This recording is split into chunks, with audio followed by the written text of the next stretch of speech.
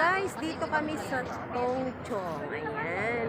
Pupunta daw kami dito sa may bulaklak-bulaklak. Pero, yung naabutan namin guys is ito na lang. Ayan. Ay, wait lang. Naabutan namin wala nang bulaklak. Puro dahon na lang siya. Wait lang. Di ko na makita. Ayan. Pakita ko na lang siya. Ayan. Dito na guys.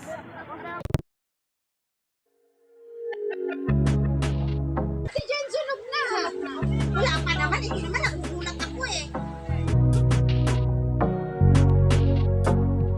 Ayan. Wala nang bulaklak, puro puno na lang yan siya at dahon.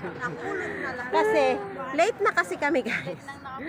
Ganyan daw ang, kapag late, ang naaabutan yung mga puno-puno na lang. Ayan, dahon. Ayan. Yan na lang yung naabutan namin. Ayan. Wala nang dahon.